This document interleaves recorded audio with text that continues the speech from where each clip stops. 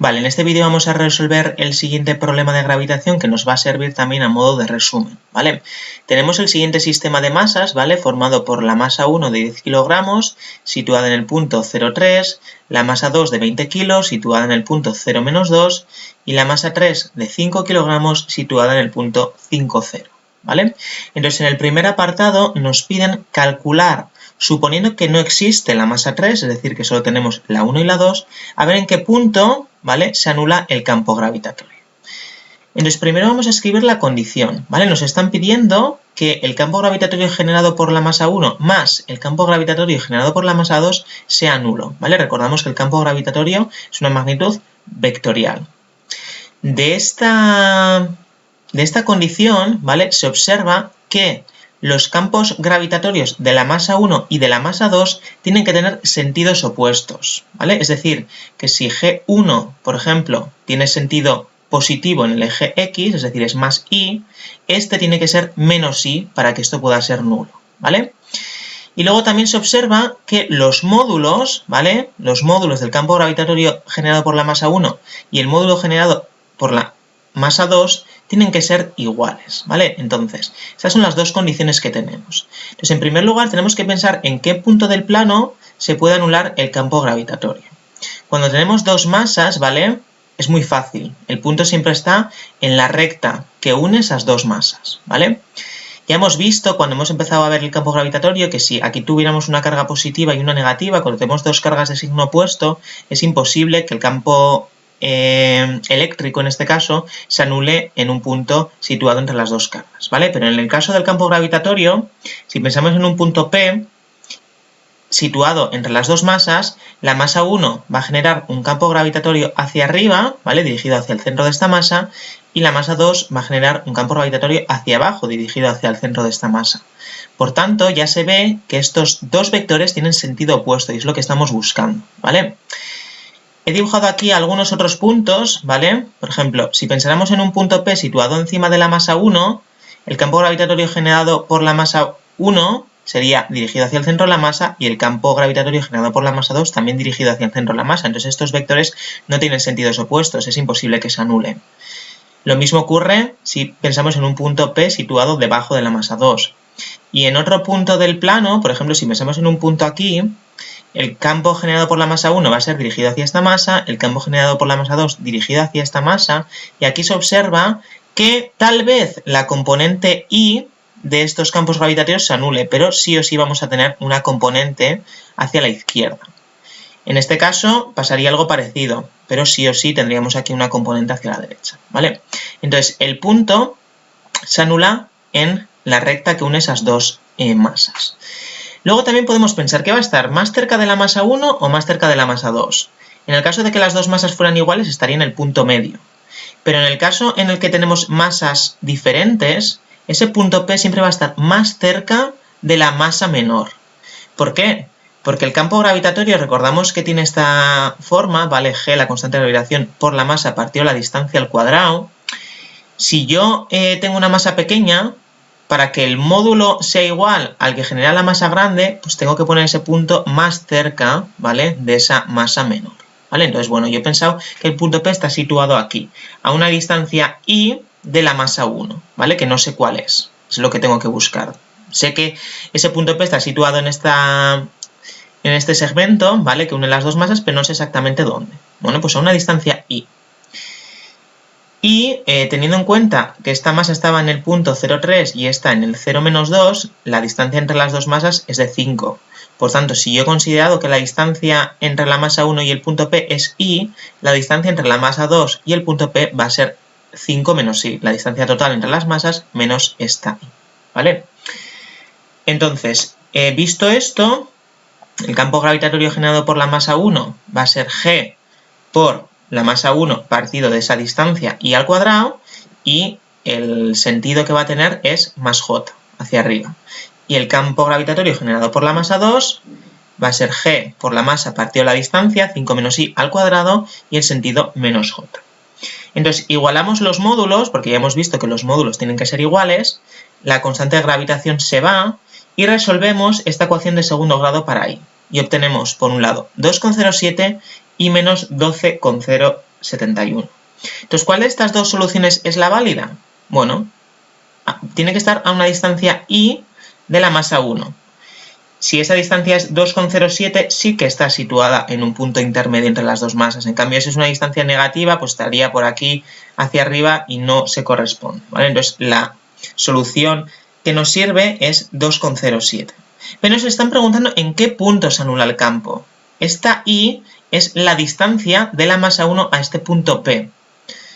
Entonces, ¿cuál es el punto exactamente? Pues si toda esta distancia, ¿vale? La posición de la masa 1 está en el 0,3, pues 3 menos I, es decir, 0,93, ¿vale? 3 menos 2,07 nos da 0,93.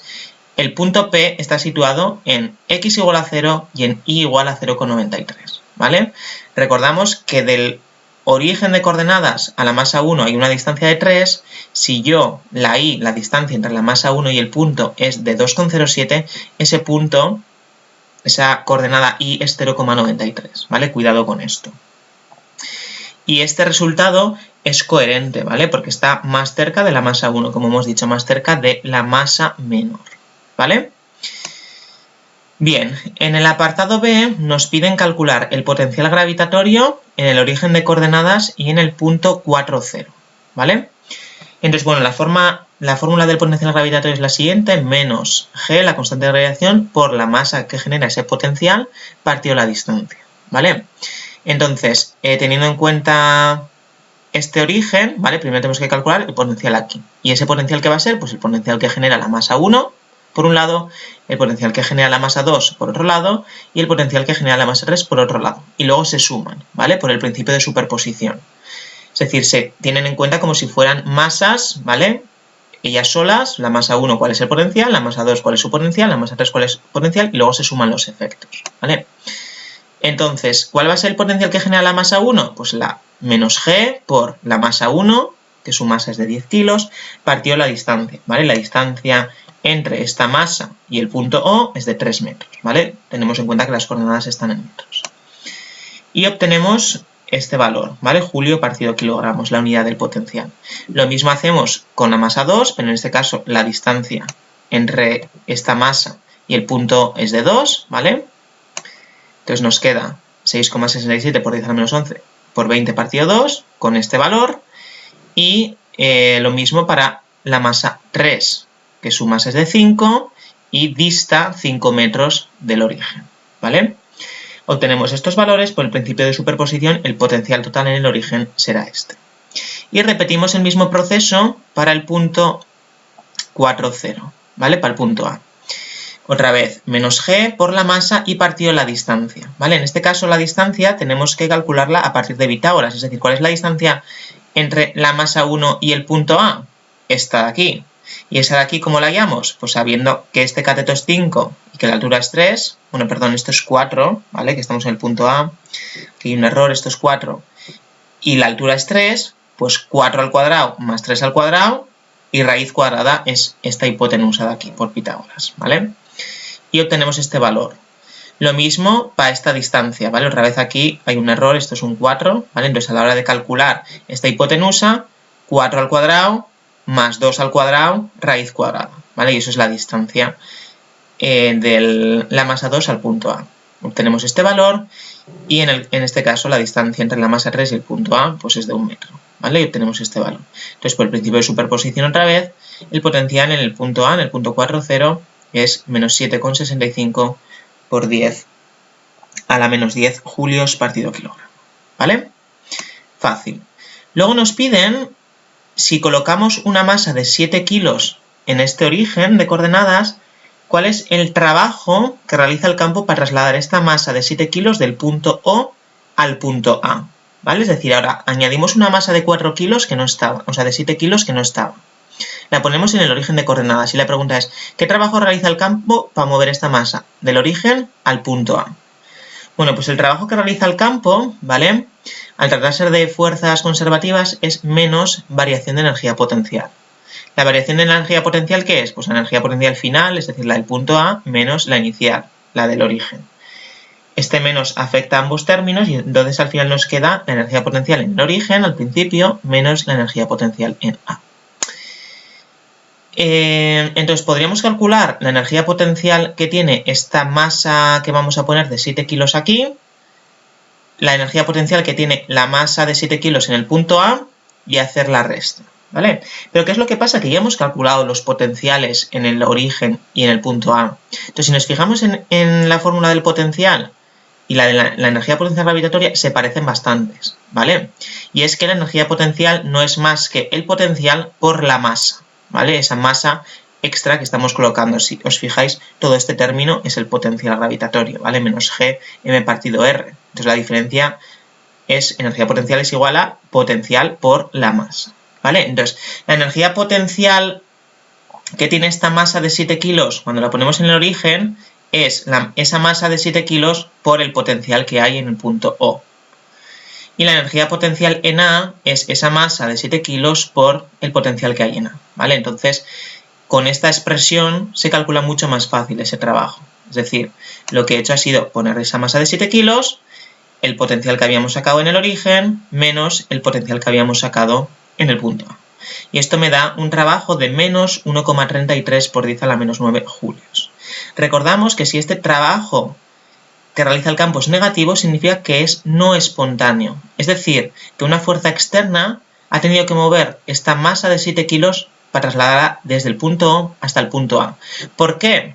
Bueno, si pensamos, cuando tenemos una masa de 7 kilos aquí, tenemos estas dos masas, ¿vale? De 10 y 20 kilos muy cerca, y entonces es muy probable que esta masa no se mueva hacia la derecha, porque esta masa 3, que es de 5 kilos, está muy lejos. Entonces, lo normal es pues, que igual se mueva hacia esta masa 2, ¿vale? Que era de 20 kilos y encima está cerca, pero desde luego que no se desplaza hacia el punto A, ¿vale? De forma espontánea. Es decir, alguien seguramente ha cogido esta masa que estaba aquí, una fuerza externa, y la ha tenido que mover al punto A, ¿vale? Porque de forma espontánea esto no se realizaría, ¿vale? La otra forma de calcularlo, ya os digo, es calculando la energía potencial en el punto O y la energía potencial en A, ¿vale? Esto lo he hecho aquí para que veáis. Primero tendríamos que calcular cuál es la energía potencial que tiene esa masa de 7 kilos cuando la pongo en el origen. Entonces tengo que calcular la energía potencial que tiene esa masa 4, ¿vale? De 7 kilos por el efecto de la primera masa, por el efecto de la segunda masa y por el efecto de la tercera masa. Calculo y la sumo. Y eso es la energía potencial que tiene esa masa 4, ¿vale? En el origen. Lo mismo hago en el punto A. ¿Cuál es la energía potencial que tiene la masa 4 por estar en el punto A? Pues miro el efecto con la masa 1, con la masa 2 y con la masa 3. La sumo y me da este valor. Y haciendo la diferencia entre la inicial menos la del punto A, obtengo ese trabajo. Una vez más, negativo, menos 1,33 por 10 a la menos 9 julios, ¿vale? Y el último apartado nos dicen, vamos a situar esa masa de 7 kilos, ¿vale? Esa masa 4, en el punto A, en el punto 4, 0. ¿Qué fuerza gravitatoria ejercen el resto de fuerzas sobre esta masa? Bueno, pues recordamos, la fuerza gravitatoria es la constante de gravitación por el producto de las masas partido la distancia al cuadrado. Es una magnitud vectorial, ¿vale? Como habéis visto, la energía potencial y el potencial gravitatorio son magnitudes escalares, pero la fuerza gravitatoria no, la fuerza gravitatoria es una magnitud vectorial. Entonces, coloco esa masa 4 en el punto 4, 0 y calculo cuál es la fuerza que le ejerce la masa 1. Pues esa fuerza va a estar dirigida hacia el centro de la masa 1. Calculo su módulo, ¿vale? La G por el producto de las masas partido la distancia al cuadrado, otra vez la distancia al cuadrado. La distancia esta se calcula con Pitágoras, ¿vale? Va a ser raíz cuadrada de 4 al cuadrado más 3 al cuadrado, y encima está al cuadrado, entonces esta raíz se me va a ir. ¿Y cuál va a ser este vector unitario? Bueno, pues pensamos en pasos. Estamos en este punto, ¿vale? Donde estamos la masa. Entonces tengo que hacer 4 pasos a la izquierda y 3 hacia arriba. Entonces, menos 4i, ¿vale? 4 hacia la izquierda y más 3j, 3 hacia arriba. Y eso lo divido entre el módulo del vector, es decir, 4 al cuadrado más 3 al cuadrado, ¿vale? Este es el vector unitario de esa fuerza. Junto este valor, el módulo, con el vector y obtengo operando este valor de la fuerza, ¿vale? Como veis, es negativa en el eje X, ¿vale? Porque está hacia la izquierda, y positiva en el eje Y. La otra forma de hacerlo es con trigonometría, es decir, yo puedo calcular cuál es el módulo de esta fuerza, otra vez 1,86 por 10 a la menos 10 newtons, y luego la tengo que descomponer en su eje X y en su eje Y. Para descomponerla necesito sacar este ángulo. Entonces, ese ángulo se saca, sabiendo que esta distancia es 4 y esta distancia es 3, la relación trigonométrica que me relaciona los dos catetos es la tangente. Entonces, la cotangente de 3 entre 4 me da que este ángulo es de 36, y entonces la fuerza que ejerce la masa 1 sobre la 4 en el eje X va a ser esta fuerza, el módulo, por el coseno de alfa, ¿vale? Y la fuerza en el eje Y, la componente Y, va a ser esta fuerza, el módulo, por el seno de alfa, ¿vale? Y obtengo las dos componentes. Eso sí, luego tengo que tener cuidado y ver que la componente en el eje X es negativa, ¿vale? Por tanto, este valor en 1,5 por 10 a la menos 10 newtons lo tengo que poner negativo, como está aquí. Y la componente Y, como va hacia arriba, sería positiva, ¿vale? Esta es otra forma de hacerlo usando trigonometría. Si no podéis hacer, calculando el vector unitario, viendo los pasos que damos en un sentido y en el otro. Repito el mismo procedimiento con la fuerza que ejerce la masa 2 sobre esta masa 4. Dirigida hacia el centro, calculo el módulo, ¿vale? La distancia pues va a ser 4 al cuadrado más 2 al cuadrado, raíz cuadrada, y el vector unitario, en este caso, menos 4, porque me muevo 4 hacia la izquierda, y menos 2 hacia abajo, menos 2j, partido del módulo del vector, 4 al cuadrado más 2 al cuadrado. Junto estas dos expresiones, ¿vale? Multiplico esto por esto y obtengo las dos componentes de la fuerza. En este caso, ambas negativas, porque va hacia abajo y hacia la izquierda. Y hago lo mismo con la fuerza que ejerce esta masa 4 sobre la 3. Como veis, dirigida hacia la derecha, entonces el vector unitario es directamente Y.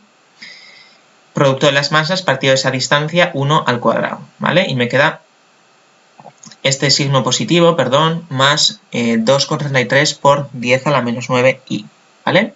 Esto positivo, ¿vale? Porque este es más i. Y entonces, por el principio de superposición, la fuerza total que se ejerce sobre la masa 4 es la suma de todas estas fuerzas, ¿vale? Y obtengo una fuerza de 1,76 por 10 a la menos 9i menos 9,6 por 10 a la menos 11j newtons, ¿vale?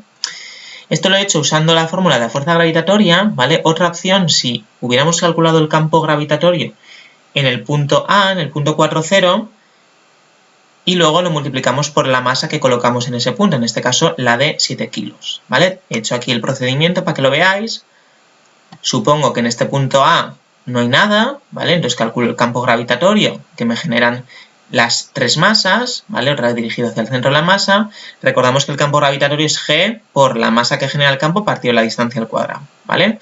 El vector unitario vuelve a ser el mismo y obtengo la expresión en newtons partido kilogramos del campo gravitatorio. Recordad que en campo gravitatorio es, digamos, la fuerza que se ejercería sobre una masa de 1 kilo situada en ese punto A. Repito para G2 y para G3, por el principio de superposición calcularía el campo gravitatorio total en ese punto A, y luego sabiendo que la fuerza es la masa que pongo en el punto ese que he calculado en el campo gravitatorio por el campo gravitatorio, obtengo la fuerza que se ejercería sobre esta masa de 7 kilos. Es decir, he calculado el campo gravitatorio en este punto A, como si hubiera aquí una masa de 1 kilo, pero en realidad no tengo una masa de 1 kilo, tengo una masa de 7 kilos. Entonces tengo que multiplicar ese campo gravitatorio que he calculado por la masa que he colocado, ¿vale? Y obtengo otra vez la fuerza en newtons.